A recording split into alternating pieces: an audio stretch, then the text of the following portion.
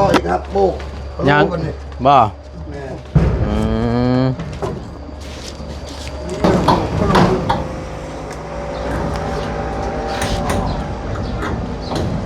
10 เซนน่ะเนาะกันนี่มาพี่เนาะเอามี40 50เป็นอยู่นี้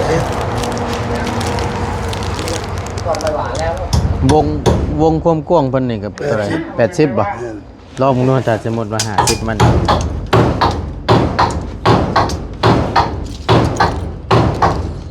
บ้านมัน80ไม่ใช่บ่เอาลองป้าเบิ่ง50ดู50โอเค90บอทประมาณ5เซนแม่น บ้านมันเป็นแม่นอยู่นี้เนาะคืออยู่มองนี้มันบุ้งเม็ดซีโอเคนี่ก็คือการเอาแม่นฝั่งนี้บ่ฝั่งนี้โดยใส่50จากเสาออกมา50เฮ้ยแบบฟักเข้าไปให้มันติดกับผาเลยนะพี่น้องแค่คนอยู่ทางนี้ไกลกาดเลยโดยแม่นยังเขานอนแล้วอยู่เขาเลยเพราะว่ามันกว้างอยู่ทางในนั่นก็ได้นั่นแหละเวลาฟักเปิดประตูเข้ามาก็ติดฝาทางนี้ตอนนั้นก็ฟักเข้ามาก็ติดตัวนี้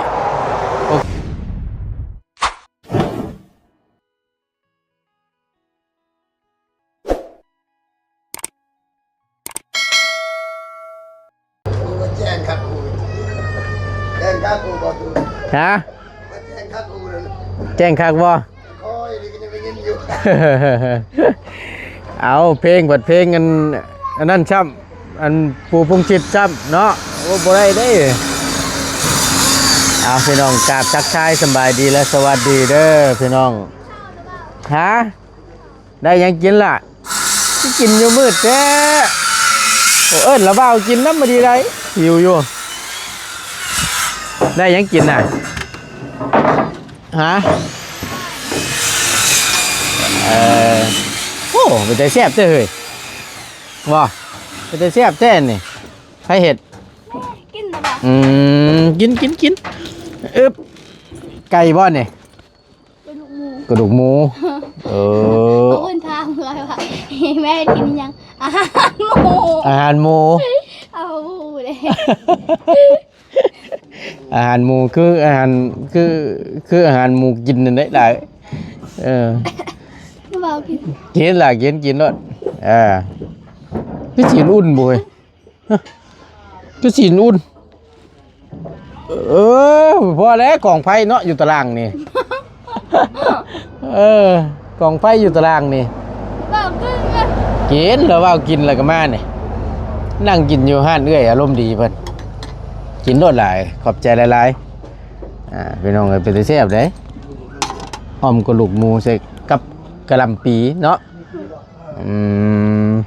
กินก้อนบ่ยากหรอกFC เพิ่นกินข้าวน้ำเนื้อกว่า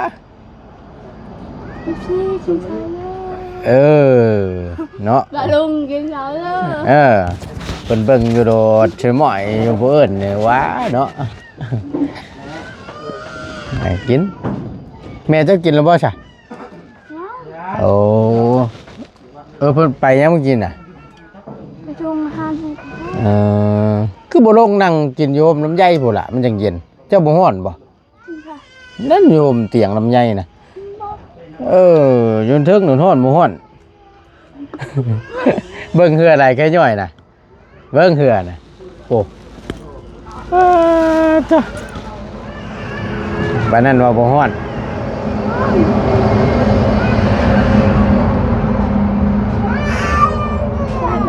ฮะแซ่บบ่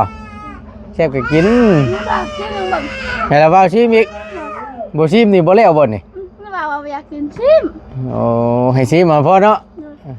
ชิมเด้อถ้าเราเว้ากินบ่พอได้จำนี่ยังอยู่ใช่หมอยังอยู่หมอบ่อิ่มเด้กำลังเว้ากินน่ะอิ่มฮะเราเว้ากินหลายได้เจ้าก็เห็นอยู่นั่งอยู่หม้อนะยังอยู่เนาะโอเคชิมไปซิเด้อเบิ่งบ่ตุนสิชิมเบิ่งพี่น้องไงชิมเบิ่งกันซิให้หลานเพิ่นว่าให้บ่ตุนชิม คำใหญ่เด้ให้เราว่าซิม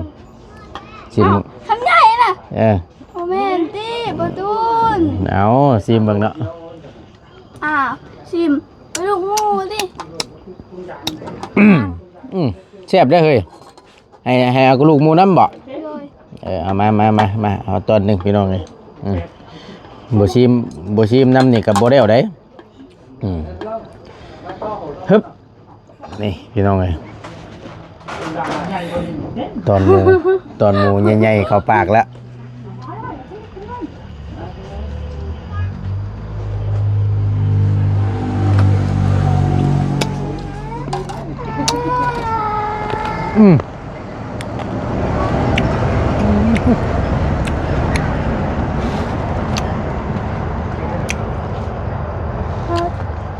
เปลี่ยนอะไรบ้าง ระว่าควันไฟระว่าควันไฟเหรอปาดพี่น้องเลยจะบ้าต้องยังไง เอาเดี๋ยวให้หลาเพิ่นกินข้าวก่อนพี่น้องเดี๋ยวต้นขึ้นไปอันนั้นก่อนขึ้นไปหาสร้างก่อนเด้อมีตัวกินข้าวถ่ากินดีมแล้วจังลูกไปหาละเบ้าเด้อโอเคไปกินข้าวถ่าจังหน่อยโอ้ยแซ่บบ้าถ้าบ่กินข้าวมานี่เจ้าบ่ยิ้มหรอกละเบ้ากินลายได้ ลายอยู่ ใช่อยู่ในหม้อนะเบิ้งสิเบิ้งให้นี่มิแต่ว่าลายเลยอึ๊บอู้เหม็นความเราเฮ้ยป๊าดตุ๊จวดจุนพูนอยู่โอ้ยเบิดจันละบ่าวเฮ็ดนะเบิดรถละบ่าวสิขึ้นมากินไหมบัดเลยหมดยก ใครซื้อแม่จะบ่เอาบ่หยอกสิดอกแซ่บๆล่ะแซ่บๆเอ้ยนั่งพนังอยู่ตารางกินกับเป็นออมอะไรยังแกงกระดูกหมูสบายดีบ่บุญสบายดีเปลี่ยนใหม่บาทนี่เอา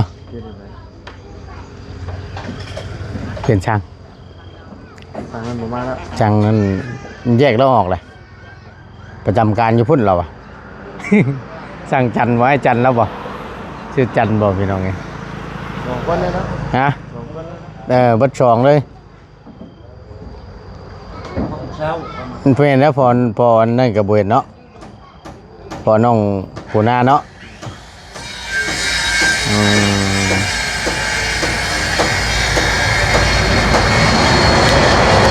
มิตรว่าเดียวเอาน้ำไปให้เพิ่นก้อนพี่น้องเลยต้อนเพิ่นก้อนสักหน่อยเนาะ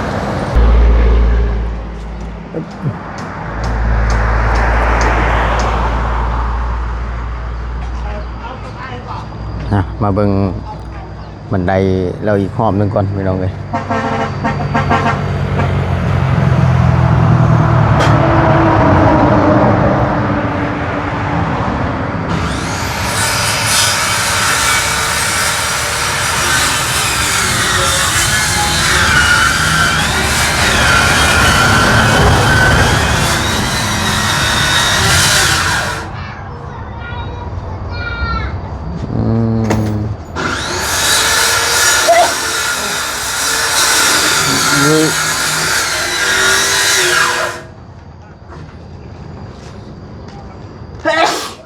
ตั้งถึงบ่ได้เนาะ บ่ได้แล้วมันอยาก มันอยากลอยพวก มันอยากลอยเนาะ เมินนะตอนนี้ต้องปาดมุกใหม่นะ มีชิดเยอะกว่าบุญเพราะว่ามันถ้าว่ายุกขึ้นอีกหน่อยนึงซะเนาะยกมุมันขึ้นหน่อยนึงนี่แล้วยกตีนมันนี่ ฮะ ยกตีนมันขึ้น ยกตีนบ่ตัวย่างมันบ่ ยกขึ้นได้บ่ ยกขึ้นมันได้บ่ไอ้เด้บ่ลอยสิเนาะบ่ลอยเนาะลอยนี่นะคำลอยไปสินั่นอยากให้แก้ไหมเหรออันนี้แล้วลูกมันนี่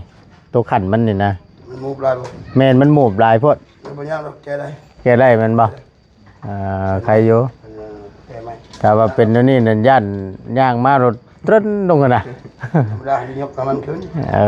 อ ว่าให้แก้ก็แก้มันยากเลยลังเอา ชนตัวเฮาเบิ่งมันคือจะว่ามันจากนั่นบ่เนาะบ่เนาะจะว่าคือข่อยบ่อ่า ห้องยางมันก็ แม่น มันเที่ยงแล้ว แม่น ไม่ยากแล้วเดี๋ยวแก้ให้ เอาเบิ่งน้ำกันนั่นแหละนี่แหละพี่น้องเอ้ยก็เบิ่งยามเพิ่นเฮ็ดจังซี่แหละ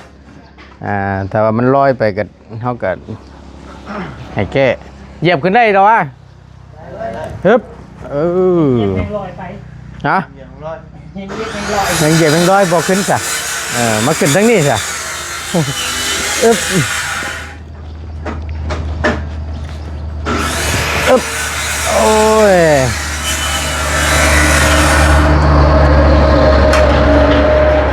ได้เข้าพารถเปลี่ยนใหม่ซ้ำมื้อนี้เนาะช่องอ้ายเพิ่นประจำตำแหน่งอยู่พุ่นบ่ แม่ เอาช่องอ้ายเพิ่นมาบาดนี้ กดกำลังใหญ่เส้นผ่าพี่น้องเลย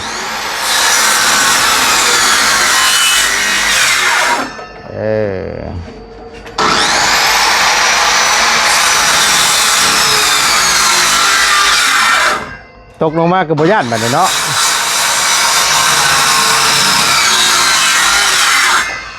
นั่นเองเอาหน้ามาเป็นมาต้นโดยคนละกวดเย้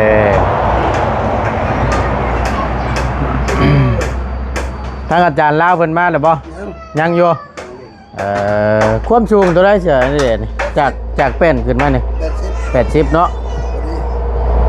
สวยงาม ตำลายยันนิดหน่อย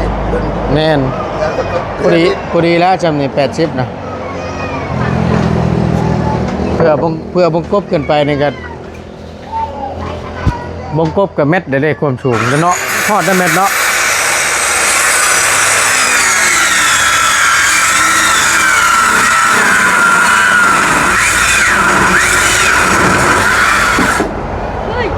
เฮ้ย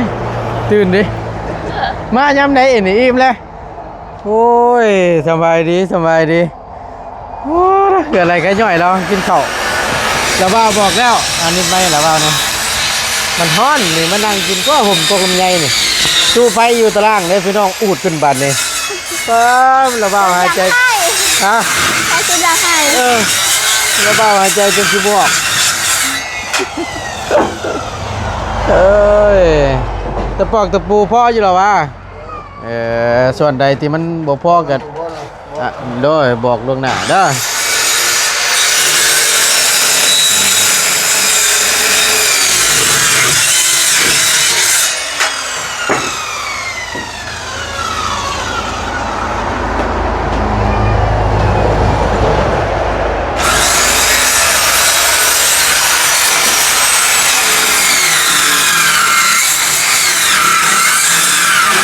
น้ำพิลาบมันควันน่ะขนมเด้อน่ะน้ำรถระเบ้าน่ะไปเอาไปลงเอาเด้อนั่นตะกร้ารถระเบ้าชื่อมาอยู่ขนมมาต้อนคนพี่น้องกระเป๋ากาแฟระเบ้ามานำเด้อสันเด้อได้ลงเลยกาแฟระเบ้าน่ะ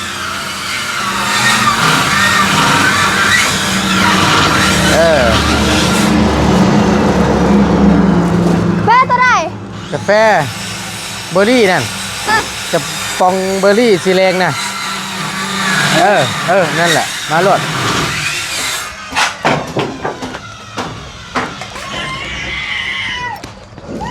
เอ้าให้ยังบันนี่โอเคขอบใจละลายเพิ่มพลังก่อนจังหน่อยหนึงพี่น้องเลยคนกับคนสิตกนะแต่ก็หายห่วงอยู่หรอกเนาะมีหลังคาเลยดิคนตกก็ได้อยู่หรอกว่า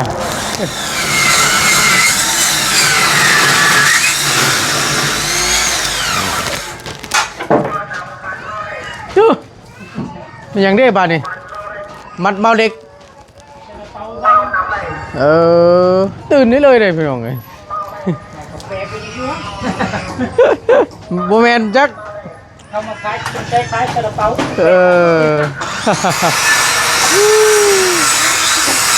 หมัดเบาเล็กอยู่เนาะ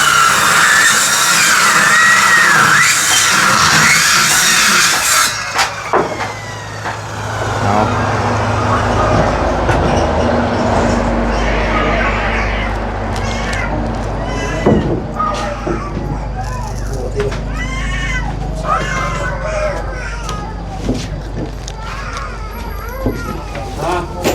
กระเป๋ามาแล้ว แซ่บจะบ่ ขอบใจนะว่าเรื่องมันจะกินหรือเปล่า กินแล้วว่าได้กินนี่กาแฟนี่กินรสมันเป็นยังดอกให้ยังนอกเจ้าให้ยังน่ะ บูบู คือให้คักแตะ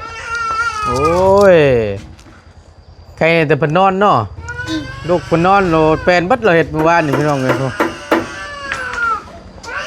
นี่คือตะปูนี่ เป็นได้เบิ่งหั่น ตะมัดไว้เลยใช้การบ่ได้นะก็มัน ตะปูบ่มีแว่ แม่นเลย ตายเนาะส่วนหลายมีแต่พ่อนี่บ่ แม่นเลย บริษัทใดเบิ่งหั่น บริษัทผลิตมาบ่ครบ เนาะยุกโป้อยู่บ่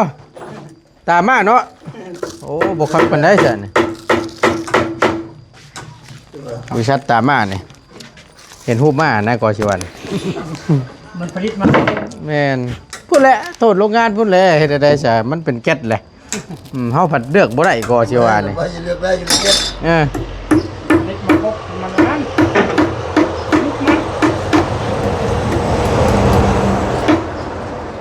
เออ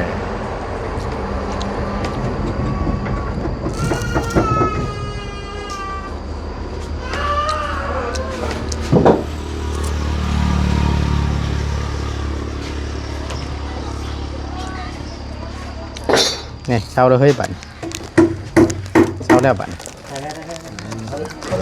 ไรนะ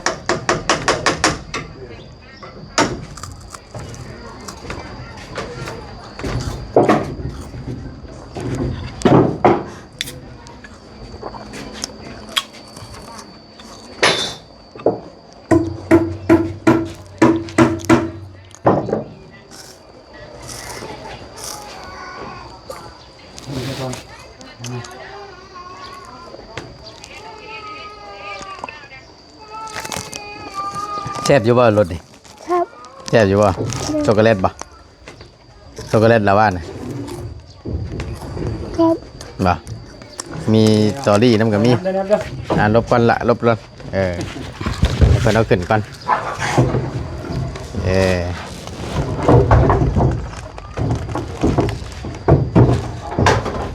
พี่บอกพี่น้องโอ้ยโต๊ะพี่อยู่ที่เก่าเลย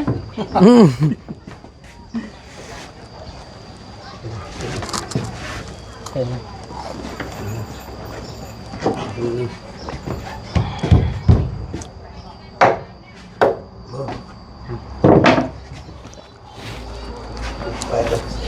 ปดบ่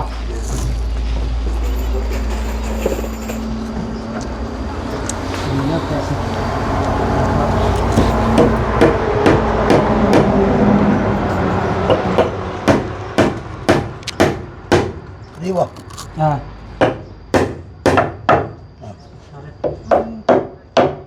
เอา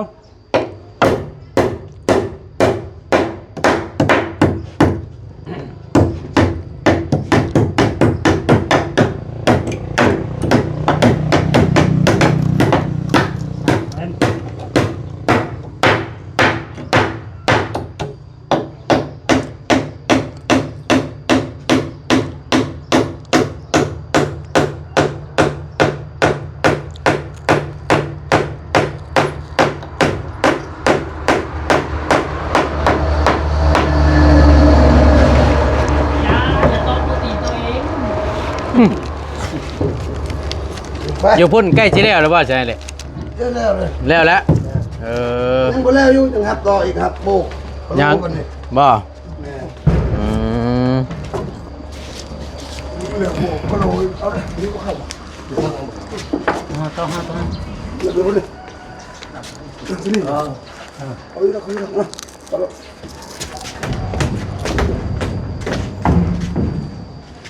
น้ำเยอะ โอ้ยเฮาเลยก็บ่เห็นเลย แฮ่เฮา เอาเลย มันเฮาพอแห้งเลยเนาะ คนไทยนะนี่ไอ้แล้วนี่แม่นบ่เออ จะมาไก่ได้ คักอย่างนี้โอ๊ยตายว้าวชื่อกะว่าสิให้แท้เนาะโอ้ยหยอกชื่อกะ หายหมด เนาะให้แท้เนาะจะดีโอ้ยหยอกกันชื่อ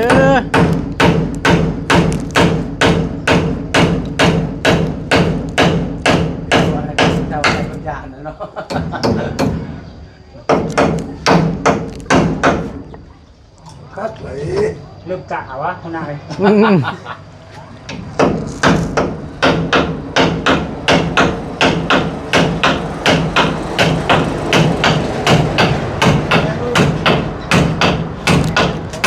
ไปยังหมด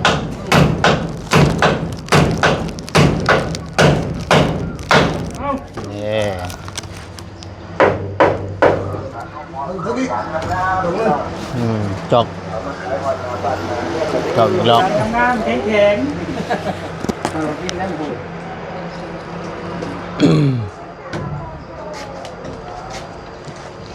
เอามีแต่ว่า ต้องมาลุ้นสิบอกทางไหนเรากัน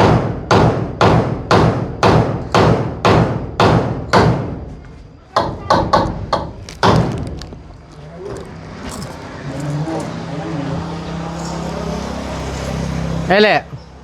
อันถ้าว่าติดตั้งตัวอันนี้นะตัววงประตูใหญ่ทางเข้านี่ ห้องนอนนี่บ่ แมนให้ห่างจากเสานี่วัดบางลูก50 เซนกว้างทำไดจำดูล่ะครับกล้องนะเปล่านะโอเค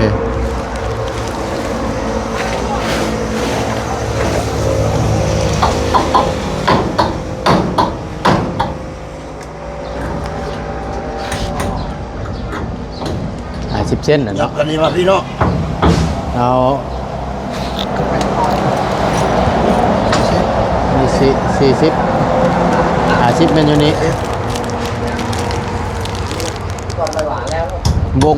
วงความกว้างเพิ่นนี่กับอะไร80บ่รอบมึงนู่นถ้าสมมุติว่า50มัน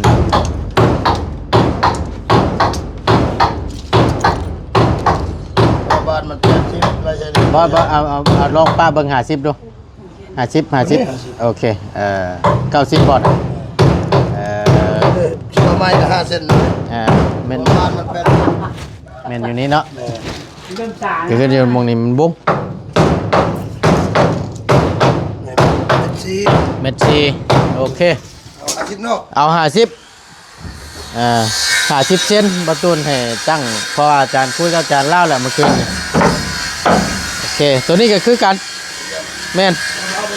ฝั่งนี้ เอาจุดนั้นเลยบ่ บ่ฝั่งนี้ เอาทางนี้มั้ง โดยใส่50จากเสาออกมา50 ก็เข้ากันก็มันเข้าแจกกุมกุมพูดต่อเลยเด้ ขอตอนเนาะ นี่เอามา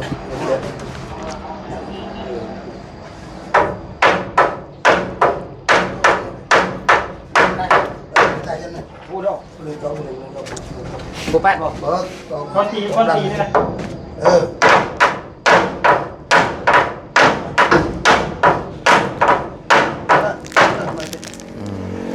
เดี๋ยวว่าเรื่องคนไหน แม่นเข้าในเลย คนไหน แบบว่าฟักเข้าไปให้มันติดกับผาเลยนะพี่น้อง แค่คนอยู่ทางนี้ไกลกาดเลย โดยแม่น ยังเขานอนแล้วอยู่เขาเลย เพราะว่ามันกว้างอยู่ทางในนั่นก็ได้นั่นแหละเวลาฟักเปิดประตูเข้ามาก็ติดฝาทางนี้ตอนนั้นก็ฟักเข้ามาก็ติดตัวนี้โอเคเหรอลังจะดีโอเคเนาะ ไปเลย ฟักเข้ามาเปิดประตูเอาประตูไว้ในเนาะ เราเปิดสุกลงเลย เปิดจนหมด อืม เวลาเปิดหมดเลย อืม ตัวนี้ก็เปิดแป๊บนี่ห้องเจ้าเนี่ย โอ้ย เนาะโอเคเพราะว่ามันจะได้ขันห้องเด้ขันไปนี้ขันห้องหนึงนั่นแหละตามนั้นได้เด้อจากเสา50 เซนพี่น้องเอ้ยจากตัวนั้นมาหาวงกบพี่มัน1.40 คือว่าเยื่องไปพังหนึง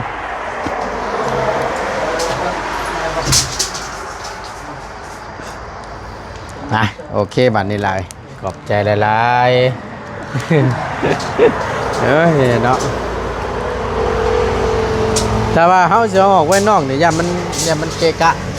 เอาไว้ในซะ มันจังอันนั้นแน่มันจังมี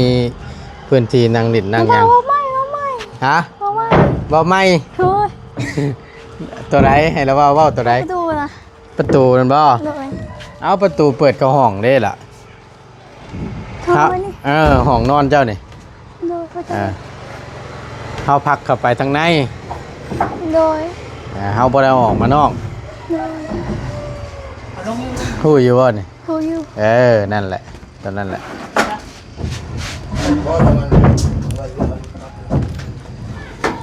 แต่ เข้าครับ ฮะอันใดก็ เข้าลืม โอ้ยเนาะเอามาลองเบิ่งนี่ก่อนจังหน่อยเจ้าโตนี่สิถึงอยู่บ่มาลองเบิ่ง เนี่ย มาลองเบิ่งยืมมึงด้วยนี่ยืมเบิ่งนี่มานี้เจ้าน่ะห่วงตะกินล็อกเพิ่นนี่ยืมยกมือขึ้นใช้วงกบน่ะยกมือเบิ่งโอเคถึงอยู่โมเมนต์ยังดอกก็ชื่อว่าให้วัดเบิ่งนี่เพื่อล็อกก่อนมันได้นี่เวลาปิดเปิดประตูนะล็อกก่อนนั่นน่ะไล่อยู่เนาะปัดบานไปซั่นเห็นบ่ไปบัดนี้ให้เพิ่นเฮ็ดเวียกซะบัดนี้เนาะเอาโอเคได้เด้อเจ้าเอาเฮ็ดเวียกซะไปอยู่ดีมีแห้งบัดนี้ล่ะสบายดีไปลุงกันโอเคมาใหม่ล่ะว่ากินข้าวอิ่มแล้วก็กินได้ตลอดแล้วจ้ะเนาะคักตึกใจเพิ่นอยู่ดอกนี่แซ่บดิ โอเคไปพี่น้องเอ้ยขอบคุณหลายๆบ่ตูนขอตัวล่ำลาก่อนอยู่ดีมีแห้งเด้อพี่น้องเด้อเนาะอึ๊บโอ้ย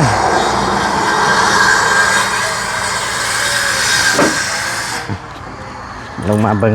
ด้านล่างก่อนบาทนี้เนาะโอเคพี่น้องเอ้ยไปสบายดีเด้อพี่น้องเด้อ